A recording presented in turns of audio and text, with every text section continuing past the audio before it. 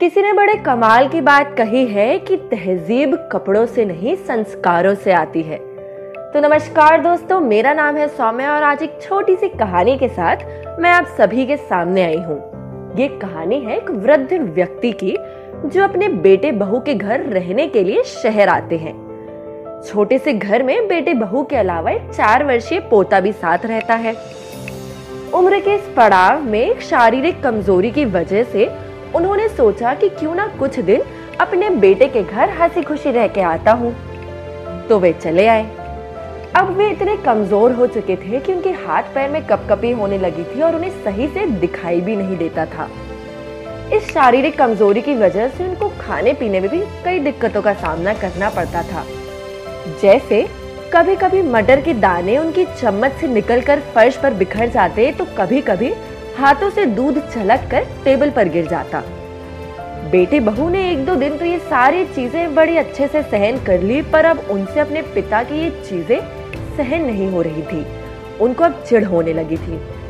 तो लड़के ने अपने वाइफ से कहा कि देखो, हमको अब कुछ करना पड़ेगा, ये सब चीजें मुझसे सहन नहीं हो रही। तो वाइफ ने भी हाँ में हाँ मिलाते हुए कहा कि हाँ यार, हम कब तक अपने खाने का मजा किरकिरा करते रहेंगे तुम्हारे पिता की वजह से, और यूं बेफिजूल का जो नुकसान है वो मुझसे सहन नहीं हो रहा।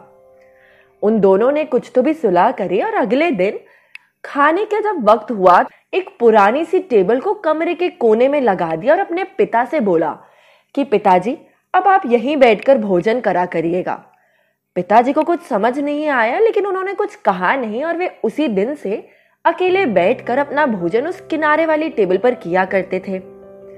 यहाँ तक कि कुछ दिनों बाद उस बेटे ने एक लकड़ी का कटोरा बर्तनों की जगह और अपने पिताजी को लाकर दे दिया और उनसे कहा कि आप बहुत ज्यादा बर्तन को तोड़ते थे, तो अब ये लकड़ी का कटोरा है जिसमें आप खाना खाइए, इससे हमारा नुकसान भी नहीं होगा।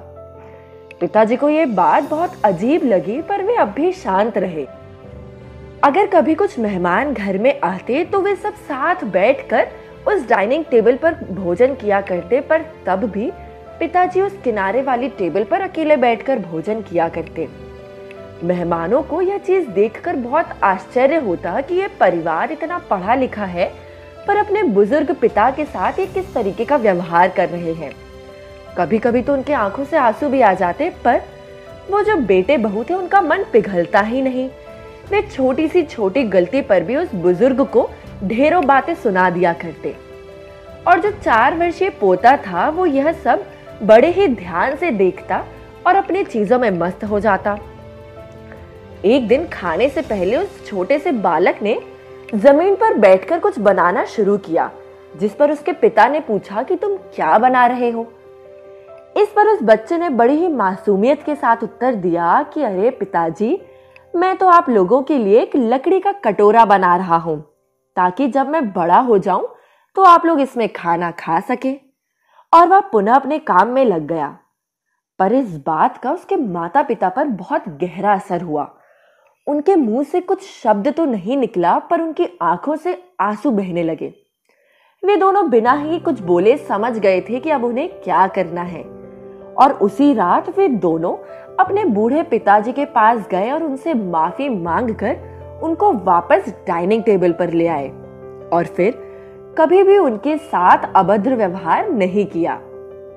तो दोस्तों, हम अक्सर अपने बच्चों को नैतिक शिक्षा या मॉरल वैल्यूज देने की बात करते हैं, पर हम ये भूल जाते हैं कि असल शिक्षा शब्दों से नहीं बल्कि हमारी एक्टिविटीज में छुपी होती है। अगर हम बच्चों को सिर्फ ये उपदेश देते रहें कि बड़ों का आदर करो, सबका सम्मान करो और खुद इसके विपरीत काम करें, तो बच्चा वही सीखता है जो हम करते हैं। इसीलिए कभी भी अपने पेरेंट्स के साथ ऐसा व्यवहार ना करें कि कल के दिन आपकी संतान भी आपके लिए लकड़ी का कटोरा तैयार करने लगे। तो दोस्तों, अगर आपको यह कहानी पसंद आई हो तो कृपया हमारे चैनल को लाइक और सब्सक्राइब करना ना भूलें। धन्यवाद।